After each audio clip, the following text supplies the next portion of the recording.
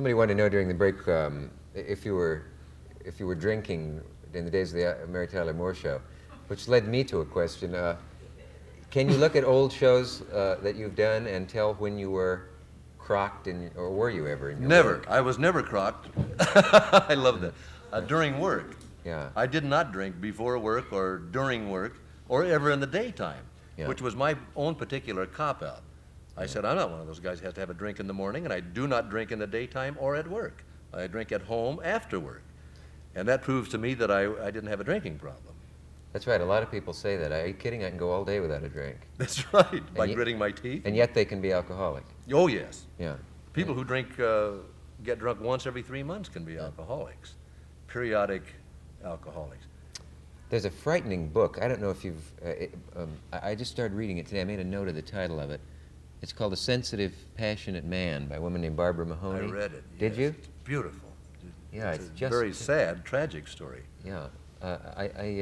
My wife has met her somewhere, and it's just the destruction of her husband and almost of herself Yes, by similar kind of... by alcohol. that's true. Yeah. And in reading it, having been, I not only was through in treatment myself, but I've attended the Johnson Institute at St. Mary's Hospital in Minneapolis, one of the best treatment centers in the country. Vernon Johnson wrote a book called I'll Quit Tomorrow, which I recommend to anyone who has a relative or a husband or wife that they think has a drinking problem. It's marvelous. But that guy in the book did all the wrong things. Mm-hmm. He went to a psychiatrist to find out what was wrong with his character or his personality that made him drink. And you say that's bad. That's not even valid. Yeah. What was wrong with him, he was physically addicted to alcohol. Yeah. That was the reason. And you need a different kind of treatment, different kind of help. Mm-hmm. One of the shocking moments in that book was when she called the doctor, and he said coldly, "There's nothing I can do." And he was right. And he may have been right, but he could at least have explained that, because he just left her hanging. Why? You know, I mean, he just sort of hung up the phone, and Doctors, for some reason, don't deal too much with alcoholics because there isn't anything medically you can do if they don't want to quit. And most people who are deeply into a chronic or acute alcoholism do not, at that point, want to quit. yeah. They can't conceive of life without drinking. It looks desolate and bare and dull to them. You can see why people would go to a psychiatrist, though, because in your own case, for example, you had everything, you know, fame, success, money, family, home, all of that, and you were destroying it, theoretically. Yes. Therefore, you must hate yourself. Therefore, you must go to a psychiatrist, would, I suppose, be the line of reasoning. That's true. But the fallacy is that... That there is no pre-drinking morbid psychology in an alcoholic. It happens as a result of his physical addiction. Every time you get drunk, medically or legally drunk, you lose about 10,000 brain cells. Gone, dead, died, forever. And about 1 million to 2 million more that are severely damaged that will go if you stop drinking, and you actually lose IQ points. In drinking, you can lose up to 30 IQ points, which you can't get back. That's astonishing. Yes. You say you were never drunk when you were, say, taping or filming a show, but since you drank all those years, there must have been some debilitation, something that might have showed over the years in your work. Are you able to spot that in watching your work over the years? No, I'm not. If you were losing the those only thing brains. I noticed was energy. Yeah. A little debilitation, and I didn't have quite as much energy. And I thought, I wonder what's the matter with me. I exercise and everything. The delusion. I didn't stop to think that it might be that.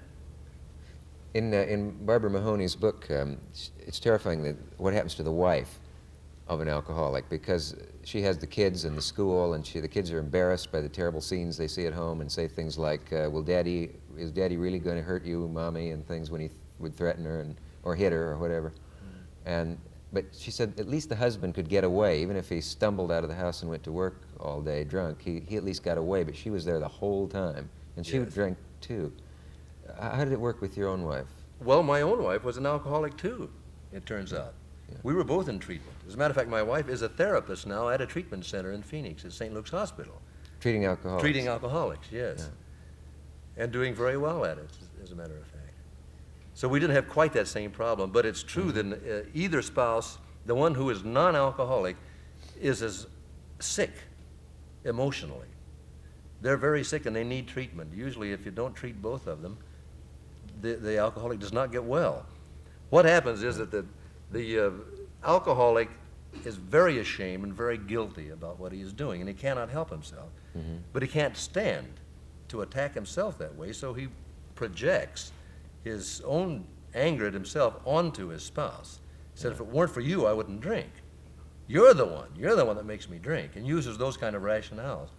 So that eventually the spouse begins to feel, maybe I am the reason. Maybe it's me. If I just would change and treat him differently, he wouldn't drink. And they become very neurotic and sick themselves and need help. Which of you was it who decided to seek help first? It was me. Yeah. You Yeah, I was the one, yeah. Yeah. I began to have the one symptom that you cannot avoid, and that's a personality change when I drank. A personality. I was always a very happy drunk if I got drunk, and I had a very high tolerance, which I found out later is one of the clues. If you have a very high tolerance and can stay on your feet speaking clearly when everybody else is going down the drain, that's a sign that you may have a propensity physically for alcohol. Yeah, you do hear that very thing used by people who say, well, so-and-so has no trouble because she never changes or he never changes. He can take 6 or 8 drinks and you'd never know it. That is. I've also heard that an increased tolerance is dangerous. Increased tolerance, at a certain point, this happened to me, your tolerance goes to nothing. Just all of a sudden, you can't drink at all. Yeah. But strangely enough, one of the things that makes an alcoholic physiologically, is that it is a depressant for most people. For an alcoholic, it is a stimulant. And as long as his blood level of alcohol is on the rise, he'll perform better. His motor responses will be better. His concentration will be better. A normal person gets worse. That is, so a lot of performers claim that they do get better in performance if they have a drink. And this is true, isn't it? With some if cases. They tend to be people who will adapt chemically to alcohol, it very likely is true. Because there are people who will say that's never true. It's flatly never true. A drink ruins you. But, well, the Limelight story, I guess. We won't mention any names, of course. No. But that's a vicious trap because a performer has to be good. He has to have his edge on, so to speak. Yes. He has to have that drink. And that I never tried. I always felt that would be a dulling thing. Yeah. And of course, there was always the guilt there.